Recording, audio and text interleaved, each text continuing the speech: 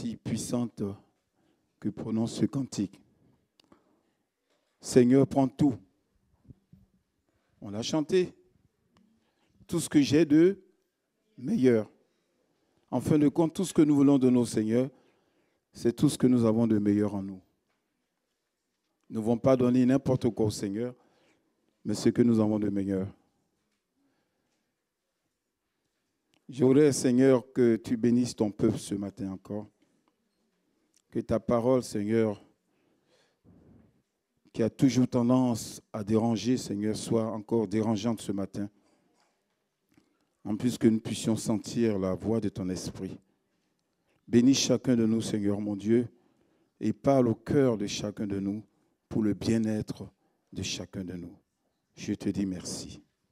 Amen. Je veux qu'on regarde ensemble cette vidéo.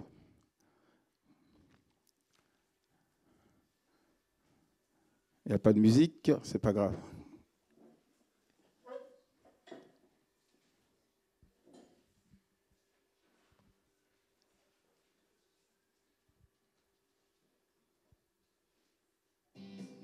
That is a good donut.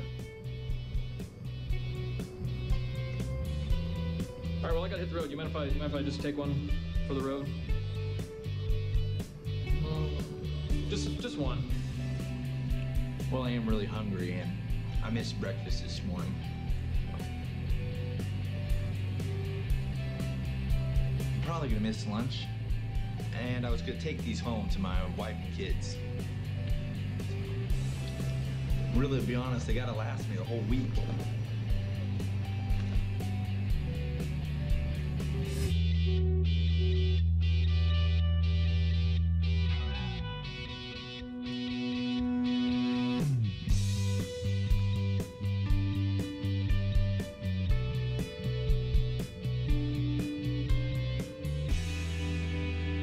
Voilà. Cette petite vidéo finit par l'épître de Jacques, chapitre 1, verset 17, qui dit « Toute grâce excellente et tout don parfait descend d'en haut du Père des Lumières, chez lesquels il n'y a aucun changement ou ombre de variation. » La vidéo que nous venons de voir, c'est quelqu'un qui a acheté donc un gros paquet de donuts et qui l'a remis à une autre personne. Celui-ci lui a dit « Mais pourquoi est-ce que tu me donnes ça ?» Il a dit « Pour rien, ça me fait plaisir. » Donc, il lui a donné, il a commencé à manger. Et la personne lui dit, je peux avoir un pour prendre la route. Et il dit, non, j'ai beaucoup faim. Il dit, oui, mais un seul. Je ne peux pas te donner. Il faut que je donne aussi à mes enfants et à ma femme. Donc, vraiment, je ne peux rien te donner. Hein? Et voilà donc cette histoire de quelqu'un qui remet quelque chose à quelqu'un, un gros paquet, et lui demande juste un. Et la réponse est négative. Et c'est sur ce sujet-là que je veux qu'on aborde ce matin, la dîme et l'offrande. C'est un sujet quelquefois un peu, je dirais, qu'on a du mal à aborder. C'est un thème qu'on a souvent du mal à aborder parce que ça fait beaucoup débat. Et pour certains, ce n'est pas clair. Certains pensent, est-ce que Dieu m'a réellement demandé de donner? Est-ce que l'Église que je fréquente a réellement besoin d'argent? Pourquoi devrais-je donner? Déjà, je ne gagne pas beaucoup. J'ai une petite retraite. Et ceci, et cela. Et on trouve toujours des excuses. Je voulais juste donner l'explication du mot dîme, qui revient donc à l'Ancien Testament. Dieu l'a institué en tant que loi. Parce qu'il y a plusieurs personnes qui disent que ça fait partie de la loi de Moïse. Mais Moïse n'a fait aucune loi, il n'a fait que dire ce que Dieu lui a dit de dire. Là, il y a donc 3 ou 4 sortes de dîmes. Il y a la dîme annuelle pour les pèlerinages. Hein? C'est écrit dans le livre de Deutéronome. Il y a la dîme pour le lévite, l'étranger, l'orphelin et la veuve, qui est aussi mentionné dans Deutéronome. Il y a la dîme destinée aux lévites, qui est expliquée aussi dans les passages des Nombres. Et il y a la dîme de la dîme qui est mentionnée dans Nombre. Et lorsqu'on aborde ce passage, je voudrais quand même au départ mettre ce verset que Paul disait aux Thessaloniciens, chapitre 1, verset 2. Donc, 1 Thessaloniciens, chapitre 1, verset 2. Il y dit, « Nous rendons continuellement grâce à Dieu pour vous tous, faisant mention de vous dans nos prières, nous rappelant sans cesse l'œuvre de votre foi, le travail de votre charité et la fermeté de votre espérance en notre Seigneur Jésus-Christ. » Et la dernière fois où j'en ai parlé de ce verset, j'ai fait comprendre que quand il dit qu'il se rappelle et qu'il fait mention de nous dans nos prières, il dit sans cesse l'œuvre de votre foi, ce qui veut dire que la foi est toujours en action. Et il dit le travail de votre charité, il est aussi toujours en démarche. On n'a pas cette charité à un seul moment, mais on continue toujours à l'avoir et à travailler cette charité. Parce que je tiens à vous signaler que aimer ses ennemis, ce n'est pas chose facile. Et c'est ce que Dieu nous appelle à faire. Quelquefois, on a du mal à aimer notre soeur ou notre frère qui est juste à côté de nous. Et Dieu nous appelle à aimer encore ceux qui nous détestent et qui sont nos ennemis. Et il dit, bénissez-les. Donc, vous voyez que la charité n'est pas une chose facile. Et la fermeté de votre espérance en notre Seigneur Jésus-Christ. Je tiens à vous signaler, chers frères et sœurs, que si vous n'avez pas cette fermeté, dans cette assurance que vous avez, dans cette espérance que vous avez en Jésus-Christ, ça ne sert de rien d'être là. Il faut que notre foi en Jésus-Christ, notre espérance en Jésus-Christ soit toujours ferme et définitive. Parce que nous n'avons pas cru pour rien. Nous savons en qui nous avons cru. Alléluia. Et donc, lorsque nous parlons donc de cela, on parle de l'amour, j'aime mon frère, on parle de tout, surtout de l'amour de Jésus-Christ pour nous. On l'a chanté dans tous ces cantiques, de cet amour qu'il a manifesté sur la croix du Calvaire. On a parlé de sa compassion, de sa fidélité et de toutes les bénédictions liées à son merveilleux nom. La plupart du temps, on dit c'est au nom de Jésus. On te bénit au nom de Jésus. Alléluia. Donc, ce nom est un merveilleux nom qui nous donne beaucoup de bénédictions. Il est vrai, chers frères et sœurs, que Dieu a compassion de nous dans tous les aspects de nos vies, spirituelles et matérielles. La difficulté du sujet que je vais aborder ce matin ne vient pas de la parole de Dieu, au final, qui est claire. Mais il vient de l'aspect financier de notre vie chrétienne, il vient de notre conception, de nos adaptations culturelles, de religion et de langage. Il n'y a pas de nouveau mot pour exprimer la dîme. Et je ne prétends pas en donner un. Mais je souhaite nous débarrasser de l'aspect négatif qui colle à la dîme et que les religions ont commercialisé en vendant le salut, en promettant une rédemption sous contrainte, choses qui nous ont été inculquées depuis des siècles par le père du mensonge, qui est venu mettre son grain de sel là-dedans et déformant la vérité de la parole de Dieu. Aujourd'hui, la dîme est devenue une affaire de mercantile, de marchandage et des gens qui sont intéressés par l'argent pour ce qu'il est. Si nous regardons bien la parole de Dieu, à l'époque, la dîme, de ce que je viens de citer, il y avait une dîme qui était réservée donc aux Lévites.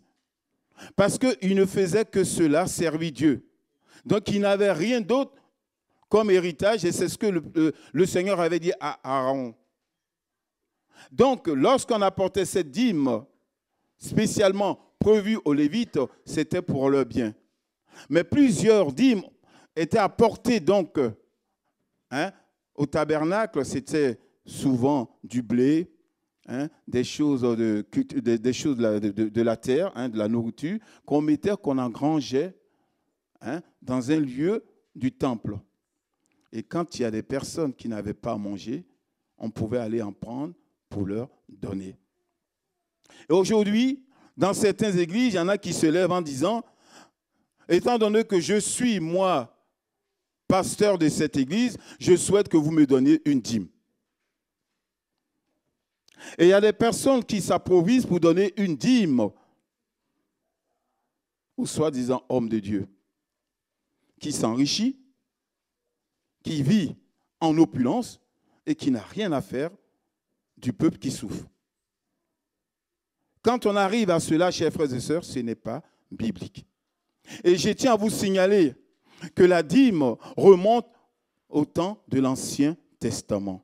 Je ne dis pas que l'Ancien Testament n'est pas du goût aujourd'hui, mais je dis tout simplement qu'il y avait l'Ancienne Alliance et la Nouvelle Alliance. Donc, si on veut vivre sous l'Ancienne Alliance, on doit vivre sous la loi. Donc, faire ce que demandait Moïse dans la loi. Oui, c'est terrible. Il a dit que Jésus-Christ est venu. Il est venu abolir ou accomplir la loi.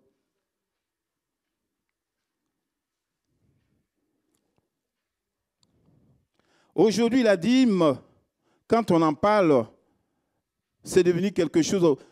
Une fois, j'avais invité une personne à l'église en disant, à une réunion d'évangélisation en disant, viens écouter l'évangile. Et la seule chose qu'il m'a posée, après cela, est-ce que vous passez des paniers? Je lui ai dit non. Elle m'a dit OK. Mais il y a certaines réunions évangéliques où on est en train de parler de la parole de Dieu pour que des âmes se convertissent et après, on passe le panier pour ramasser de l'argent. Quelquefois, les personnes ne comprennent pas cela. Tout ce que vous avez reçu gratuitement, donnez-le gratuitement. Quand Dieu nous parle de l'argent dans sa parole, il ne parle pas de la valeur intrinsèque de l'argent, mais de ce qu'il en peut faire. De ce qu'il peut en faire. Notre langage est le suivant. Nous collectons des dîmes ou des offrandes. Nous donnons des dîmes ou des offrandes. Nous recevons des dîmes ou des offrandes. Nous faisons des aumônes. Si nous réfléchissons un instant à cette manière de fonctionner, nous sommes en train de nous façonner à l'idée qu'entre Dieu et nous, il y a un rapport de force et que nous sommes contraints de donner ou de redonner à Dieu. Chers frères et sœurs, si nous en arrivons là, c'est que nous avons perdu de vue complètement la notion du salut par grâce. Et Paul nous l'a bien exprimé dans l'Épître aux Éphésiens, au chapitre 2. Car c'est par la grâce que vous êtes sauvés, par le moyen de la foi. Et cela ne vient pas de vous. C'est le don de Dieu. Ce n'est point par les œuvres, afin que personne ne se glorifie. C'est par la grâce que vous êtes sauvés. C'est par le moyen de la foi, rien d'autre. Ce n'est pas par les œuvres. Nous avons tout gratuitement. Et nous n'avons rien fait pour l'obtenir. Dans la dîme, dans l'offrande, nous ne payons rien et nous n'achetons rien. Le premier état d'esprit à modifier, c'est que l'homme est convaincu d'avoir à lui quelque chose. Il dit, je fais valoir. J'ai géré. Je produis. Je traite quelque chose dont, par conséquent, j'ai un droit. C'est le langage financier qui entre dans l'Église. Vous investissez pour quelque chose, dans quelque chose, et vous comptez avoir des intérêts et une plus-value. Néanmoins, chers frères et sœurs, que dit la parole de Dieu dans Agé, chapitre 2, verset 8? L'argent est à moi et l'or est à moi, dit l'Éternel des armées. Il n'y a rien qui nous appartient. Celui qui est le créateur de toutes choses, tout l'appartient. Et n'oublions pas une chose, quand un enfant naît, il arrive tout nu. Et quand on repart, même si on est enterré, habillé, on repart nu. Mettons-nous ça bien dans la tête. On est convaincu d'avoir quelque chose. Alors que Dieu nous dit que l'or et l'argent l'appartiennent. Et même si quelquefois j'ai du mal à admettre, même l'eau potable que j'ouvre de mon robinet ne m'appartient pas. Quoi qu'il y ait des océans autour de nous. N'oublions pas que tout ce que Dieu nous a donné ou prêté, commencer par la vie, le souffle de vie que nous avons, lui appartient. Nous venons sans rien et nous partirons sans rien. Donc, le principe de l'offrande, ce n'est pas de se dire qu'est-ce que nous allons perdre en donnant à Dieu, mais ce que nous allons retrouver en donnant à Dieu. Je ne suis pas en train de vous donner plus à Dieu, parce que c'est ce qu'on dit le plus souvent. Si vous donnez, Dieu vous donnera plus. C'est-à-dire que si je donne 100 euros au Seigneur, il m'en donnera 1000. Mais si vous réfléchissez à ce genre de pensée, à ce genre de prédication, vous savez que Dieu connaît toutes choses. Il est celui qui lit nos pensées. Et quand vous venez vers lui en disant, je vais donner 100 euros pour qu'il m'en donne 1000, à réfléchir, vous ne rien. Parce qu'il donne à qui il veut. Il donne à qui il veut. Et quand on vient vous prêcher en prenant exemple de Malachie 3 en disant « Apportez tout dans la maison de l'Éternel », c'est dans l'Ancien Testament, ça s'adressait donc aux Juifs. Ça ne s'adresse pas aux enfants de Dieu de maintenant. Mais il trouve les moyens de dire « Apportez tout ce que vous avez dans la maison de l'Éternel » et vous verrez si Dieu ne va pas vous bénir. Cela vient à dire que pour avoir le salut, il faut que je donne quelque chose à Dieu. Il faut que j'achète quelque chose à Dieu. On en revient là, mes chers frères et sœurs. Or, ce n'est pas le cas. On est loin d'une certaine réalité quand on vous prêche ce genre de prédication. La pensée dans 1 Chronique, chapitre 29, est donc claire. Tout vient de toi. Voilà pourquoi tous les hommes de la Bible ont dit, il faut que ce que je donne à Dieu ne soit pas quelque chose que je trouve sur mes pieds, mais un sacrifice. Car qui suis-je et qui est mon peuple pour que nous puissions te faire volontairement ces offrandes? Tout vient de toi et nous recevons de ta main ce que nous t'offrons. Nous recevons de ta main ce que nous offrons. Et David, le roi David a eu une pensée là-dessus. Dans 2 Samuel 24, 24, il a dit qu'il n'allait pas offrir à l'Éternel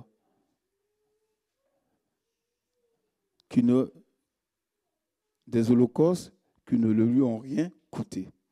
On le lit ici, non, parce que la personne est venue en disant, mais je sais que tu es le roi David, alors prends mon chant, fais ce que tu veux pour adorer ton Seigneur. Il a dit, non, non, non, non, non, non, non. Je veux l'acheter de toi à prix d'argent. Et je ne referai point à l'Éternel, mon Dieu, des holocaustes qui ne me coûtent rien. C'est le roi David même qui avait eu cette pensée, de dire que Dieu est au-dessus de tout et qu'on ne vient pas lui offrir des choses basiques qu'on a ramassées sous les pieds. Non, quelque chose de valeur. On l'a chanté tout à l'heure. Tout ce que nous donnons à Dieu, chers frères et sœurs, est des choses qu'il nous avait déjà lui-même données. Quand j'ai cru posséder quelque chose, je me suis attaché. Mais quand j'y pense, je veux donner à Dieu ce qui lui appartient. Or, le problème pour nous autres, c'est que nous nous attachons aux biens matériels. Et c'est normal. La personne qui dit ne s'attache pas aux biens matériels est déséquilibrée. C'est tout à fait logique que nous nous attachions aux biens matériels. Mais il ne faut pas que cet attachement entrave notre relation avec Dieu. La seule différence, c'est qu'on dit qu'on est libre en Jésus-Christ. Mais lorsqu'on devient esclave de quelque chose, on n'est plus libre en Jésus-Christ. La liberté en Jésus-Christ est de pouvoir dire « je suis capable de faire ou de donner cette chose. Mais ce n'est pas de dire, je suis capable de donner mon corps, ma vie au Seigneur, et puis de garder ça pour moi.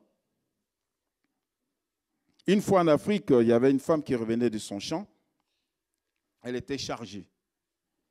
Puis il y a un monsieur qui passait en voiture, une bâchée, et qui l'a vu fatigué, qui lui a dit, montez dans ma bâchée, hein, je vais vous déposer au village.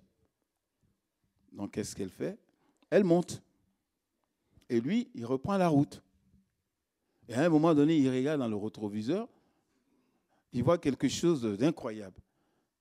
La femme était bien montée dans le camion, mais elle a gardé toujours son paquet sur la tête. Elle s'est arrêtée. Il lui a dit, mais pourquoi vous n'avez pas déposé vos paquets? Il dit, mais vous m'avez dit que c'était pour me soulager moi, mais pas mon paquet. Et c'est un peu l'image que l'on a quelquefois. On vient au Seigneur, on lui donne ce que l'on veut plus lui donner et on garde ce que l'on veut garder. Et on vient chanter, Seigneur, prends tout. Je te donne tout.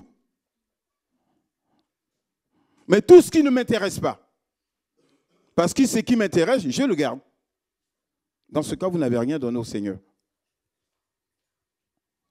L'autre aspect, c'est de légaliser quelque chose qui n'a pas besoin de l'être. Le besoin de légaliser, c'est d'entrer dans un système légal.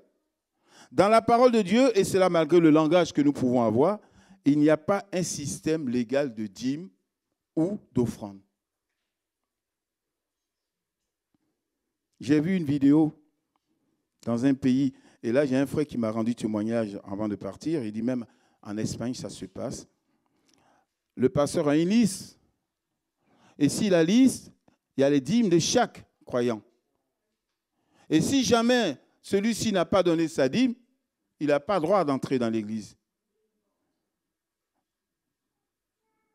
Mais où est-ce qu'on va? Où est-ce qu'on va?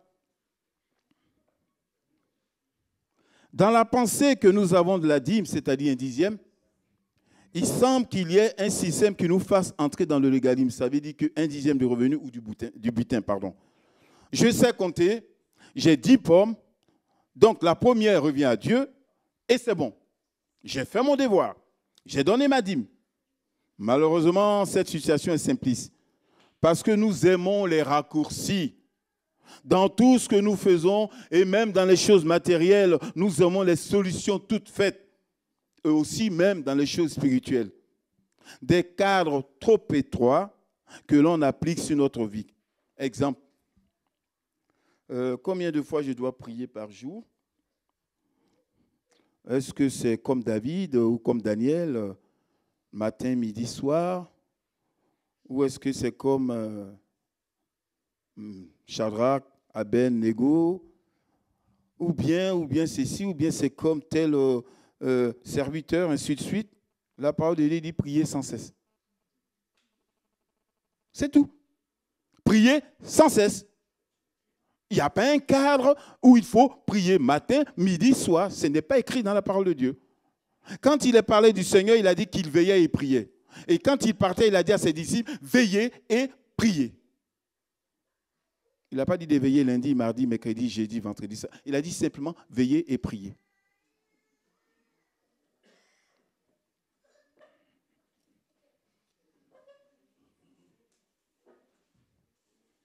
Et nous avons ce même langage dans le domaine matériel.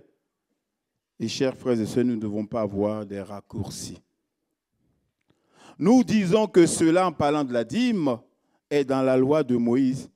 Que l'offrande, c'est la dîme, et la dîme, c'est la loi de Moïse. Et c'est ce que je vous ai dit tout à l'heure. Moïse a dit, vous donnerez à l'Éternel la dîme de vos revenus. La Bible n'a jamais dit que c'est Moïse qui l'a inventé. Nous voyons que cette illustration de Caïn et Abel. Abel et Caïn ont fait une offrande à l'Éternel. Le peuple juif n'existait pas encore. Hein.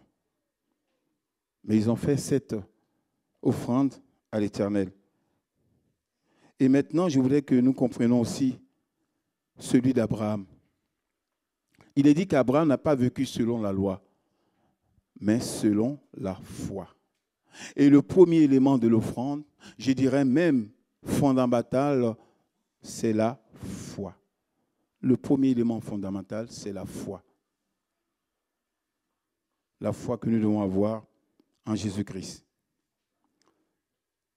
Abraham a été donc le premier à innover l'alliance de la foi, puisqu'il est le père des croyants.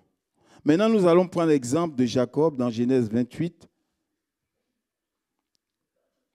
Jacob fit un vœu en disant, « Si Dieu est avec moi et me garde pendant ce voyage que je fais, s'il me donne du pain à manger et des habits à me vêtir, et si je retourne en paix à la maison de mon Père, alors l'Éternel sera mon Dieu. Cette pierre que j'ai dressée pour monument sera la maison de Dieu, et je te donnerai la dîme de tout ce que tu me donneras. » Il est dit ici qu'il a dressé un monument qui sera la maison de Dieu. Hein? Un bout de pierre. Vous croyez que c'est Dieu qui allait habiter dans un bout de pierre? Mais c'est l'image qu'il faut qu'on regarde. Mais je voudrais quand même que comprenions bien ce verset. C'est que Jacob connaissait déjà l'enseignement d'Abraham et d'Isaac. Et comme il avait des problèmes spirituels à régler, et même par la suite, il se disait que je sais bien que je dois donner, mais si Dieu m'aide, je saurai qu'il m'aime. Et sa prière est partie dans cet élan.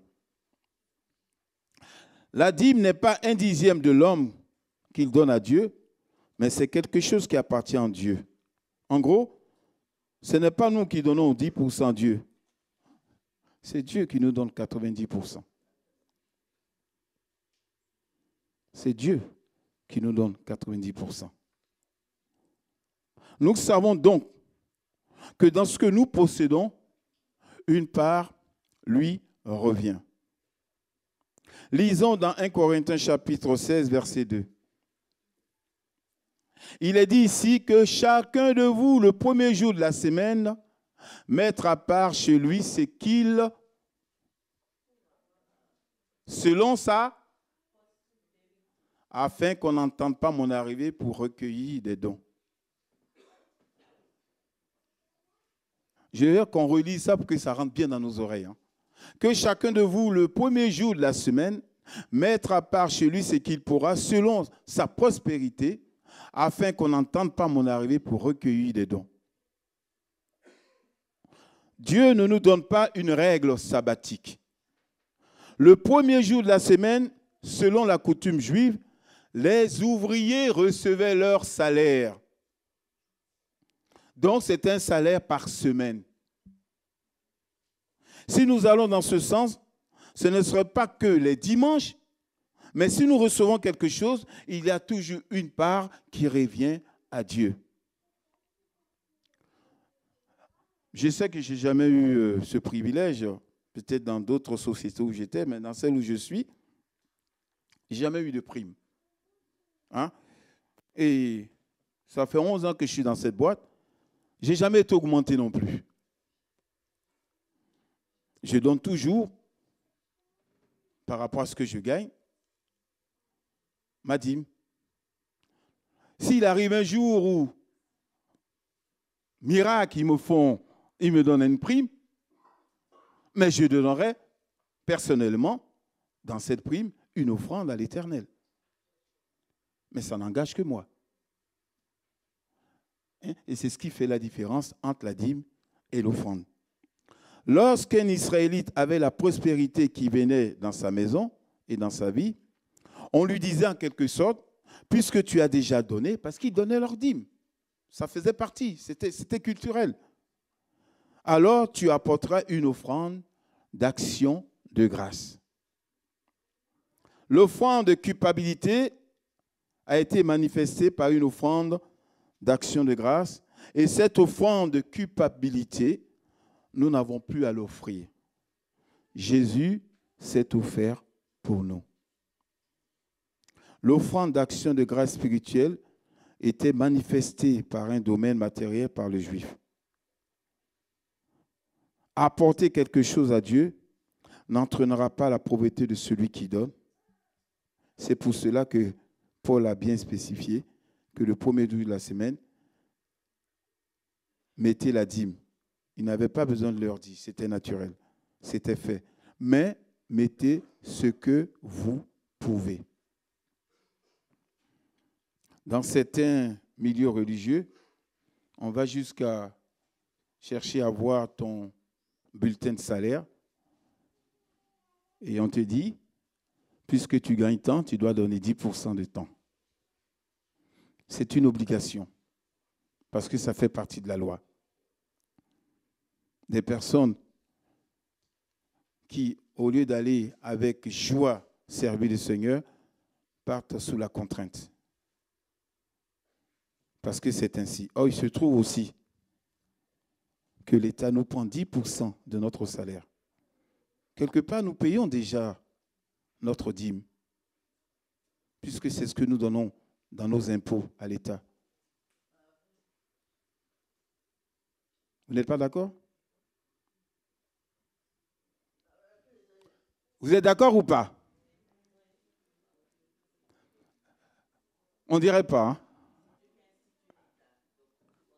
C'est Dieu qui a institué l'État. Donc on donne déjà et ne payez pas l'État, vous allez voir. Ne payez pas l'État. Ils vont venir prendre ça de force. Et c'est ce qu'on est en train d'instituer dans les églises. Mais où va-t-on? La parole de Dieu a été précise. Quand le Seigneur a parlé de la dîme dans les évangiles, il a parlé de ça de 2 fois.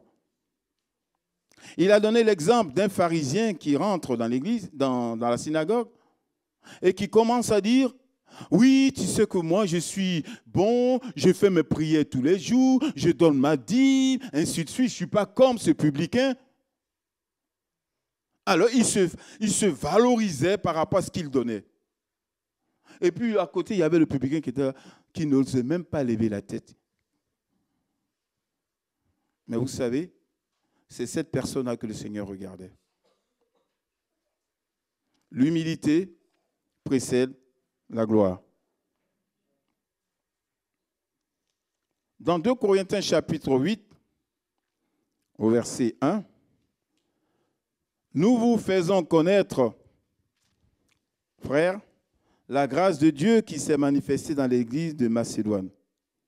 Au milieu de beaucoup de tribulations qui les ont éprouvées, leur joie débordante et leur pauvreté profonde ont produit avec abondance des riches libéralités de leur part. Ils ont, je l'atteste, donné volontairement selon leurs moyens et même au-delà de leurs moyens, nous demandant avec grande instance la grâce de prendre part à l'assistance destinée aux saints. Et non seulement ils ont contribué comme nous l'espérions, mais ils se sont d'abord donnés eux-mêmes à qui? Au Seigneur, puis à nous par la volonté de Dieu. C'est d'abord au Seigneur qu'ils se sont donnés. Le reste a suivi. C'est pour ça que le Seigneur nous disait, cherchez premièrement le royaume et la justice de Dieu, et toutes choses vous seront données par-dessus. Il y a 1 ou 2 ans en arrière, il y avait un prophète qui était arrivé et qui avait prophétisé en disant qu'il y a une grande famine qui allait tomber dans le pays. Et c'est arrivé. Et c'est en ce moment-là que les églises de Macédoine ont voulu aussi faire quelque chose, alors qu'ils étaient déjà eux-mêmes dans la pauvreté. Mais ils l'ont fait parce qu'ils voulaient participer à la part du Seigneur. Et dans l'église de l'époque, dans les Actes des Apôtres, il est dit qu'il n'y avait pas d'indigents dans l'église. Indigents, c'est-à-dire que de ceux à qui ne manquait rien. Parce que tous ceux qui venaient de se convertir à l'époque, ils vendaient tout ce qu'ils avaient et ils venaient le déposer aux pieds des apôtres qui distribuaient selon le besoin de chacun. Nous sommes sous la Nouvelle Alliance et cette église était l'église départ. Et c'est dans cet esprit, excusez-moi, que l'on doit voir la lignée même de ce que nous voulons faire pour le Seigneur.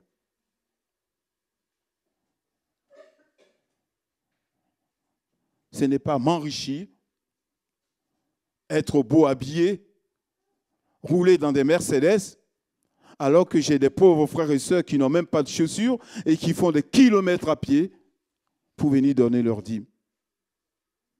Si il y a de l'amour dans ce genre de comportement, faites-moi le savoir. Ils ont supplié Paul, malgré leurs problèmes. Ils voulaient aussi participer comme des chrétiens responsables à l'œuvre de Dieu. La prime de l'offrande, c'est d'avoir un privilège et non une charge. Ce que nous faisons ne sort pas de l'entreprise d'un homme, mais de Dieu. Paul, en parlant de nous, parle des saints, la liberté du chrétien. Je me défends de participer à l'œuvre de Dieu. D'un côté, la pauvreté devient une vertu chrétienne et cela est faux.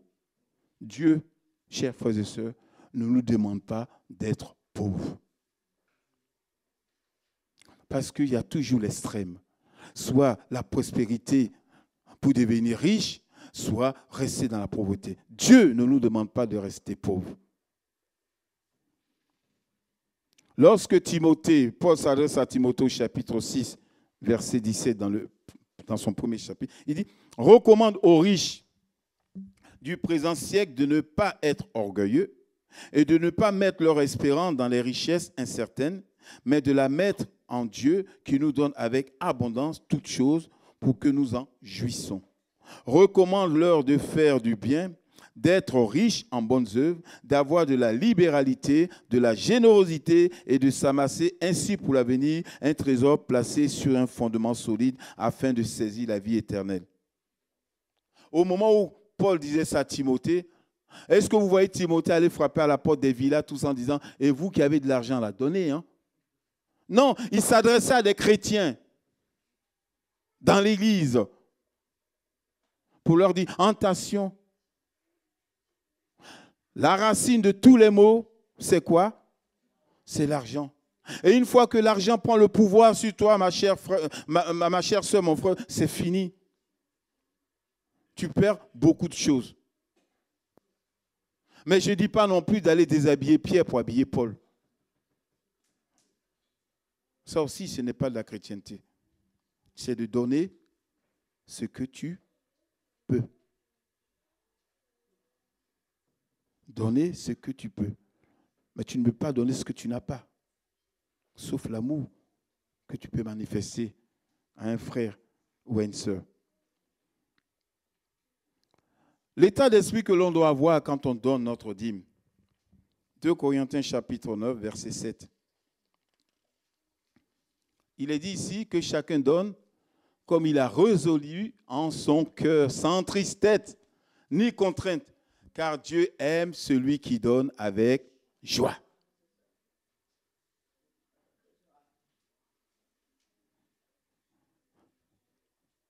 Que chacun donne comme il a résolu en son cœur. En son cœur, comme il a décidé lui-même de donner. Pas parce que je lui ai imposé ou quelqu'un d'autre l'a imposé. C'est ce qu'il a décidé lui-même de donner. Mais il le donne sans tristesse ni contrainte parce que personne ne l'y oblige. Car Dieu aime celui qui donne avec joie.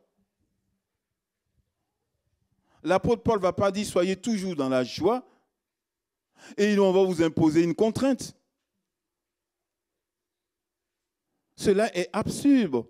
Et malheureusement, c'est ce qui se fait en ce moment.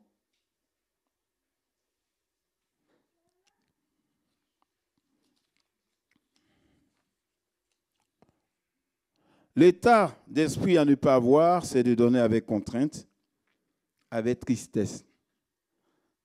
Le principal, c'est l'amour. Et si on a beaucoup d'amour, on peut souffrir de ne pas pouvoir donner.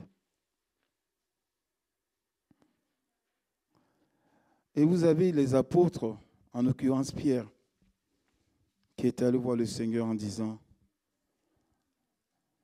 dans Matthieu 19, 27, il est dit que Pierre, prenant la parole, lui dit, voici, nous avons tout quitté et nous t'avons suivi.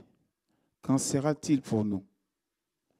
Jésus leur répondit, je vous le dis en vérité, quand le Fils de l'homme, au renouvellement de toutes choses, sera assis sur le trône de sa gloire, vous qui m'avez suivi, vous serez de même assis sur 12 trônes et vous jugerez les 12 tribus d'Israël. Et la même chose est reprise par Luc, qui va encore un peu plus loin. Luc dit, voici, nous avons tout quitté et nous t'avons suivi. Et Jésus lui dit, je vous le dis en vérité, il n'est personne qui, ayant quitté à cause du royaume de Dieu sa maison, ou sa femme, ou ses frères, ou ses parents, ou ses enfants, ne reçoivent beaucoup plus dans ce siècle-ci et dans le siècle à venir, la vie éternelle. Et Marc, qui retransmet aussi la même chose, mais avait encore plus d'impact, toujours Pierre qui dit, voici, nous avons tout quitté et nous t'avons suivi. Jésus répondit, je vous le dis en vérité, il n'est personne qui, ayant quitté à cause de moi et à cause de la bonne nouvelle, sa maison ou ses frères ou ses sœurs ou sa mère ou son père ou ses enfants ou ses terres, ne reçoivent au centuple présentement dans ce siècle-ci des maisons, des frères, des sœurs, des mères, des enfants et des terres avec des persécutions et dans le siècle à venir, la vie éternelle. Plusieurs des premiers seront les derniers et plusieurs des derniers seront les premiers. Et lorsque vous essayez de voir tout ce qui a été dit par rapport au comportement des apôtres, vous pouvez vous-même en tirer une conclusion. Et il y a une chose qui m'a beaucoup plu dans le comportement des personnes qui étaient avec le Seigneur. Il est dit qu'il y avait des femmes aussi qui étaient avec le Seigneur et qui ont pris leur bien pour s'occuper du Seigneur. Il n'y a pas que les hommes. Hein. Parce que quand on parle des hommes, tout de suite, il est dit que les femmes, ces femmes-là, il y avait aussi comme Marie de Magdala, de laquelle était sorti cet esprit, hein, avec une autre dame, plus une autre, elles étaient trois, qui ont pris leur bien et qui l'ont mis au service du Seigneur. Vous voulez quand même essayer de comprendre en disant, mais ce n'est pas possible. Le Seigneur est quand même le Fils, est quand même le Créateur. Et il a besoin de mon argent. C'est incohérent. Hein? Et quand les disciples sont arrivés, que le Seigneur a parlé à ces 5000 personnes, et il leur a dit, mais donnez-le vous-même à manger. Il aurait pu dire, mais on n'a que 6 écus. Le Seigneur aurait pu multiplier donc l'argent pour qu'ils en achetaient. Non, il a dit, qu'est-ce que vous avez matériellement? C'était donc du pain et du poisson.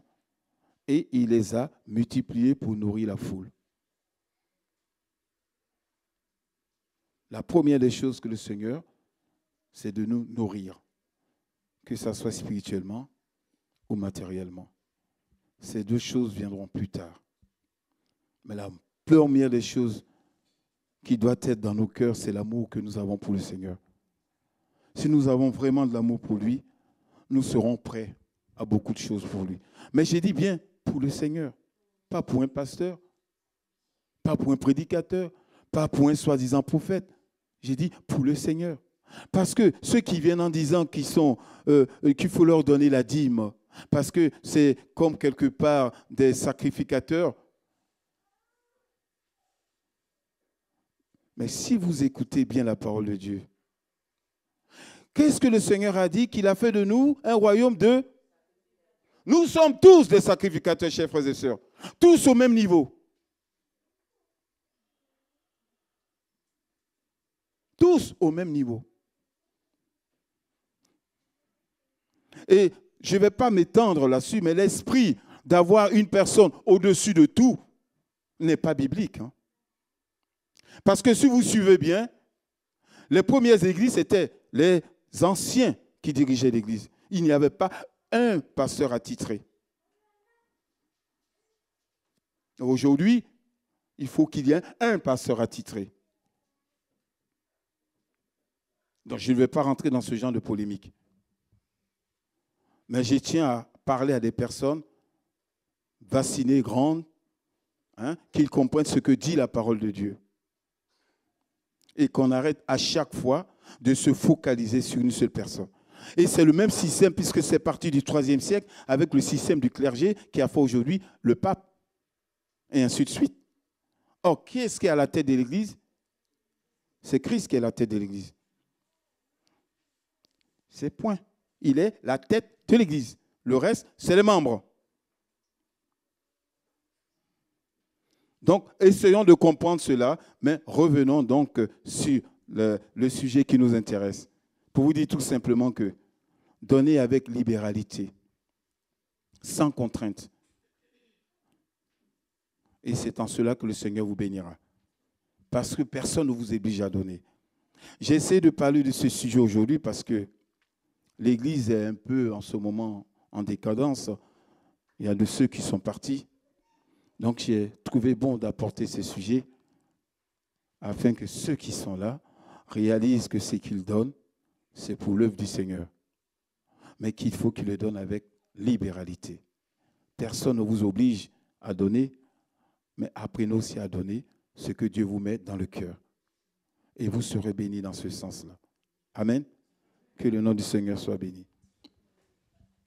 Seigneur, je te dis merci encore de ce que tu as pu nous parler encore ce matin. Merci de ce que cela va rester gravé dans nos cœurs et nous voulons en prendre conscience de ce que tu as fait pour chacun de nous. Bénis-nous, Seigneur mon Dieu, et conduis-nous toujours dans ta vérité. Au nom de Jésus. Amen.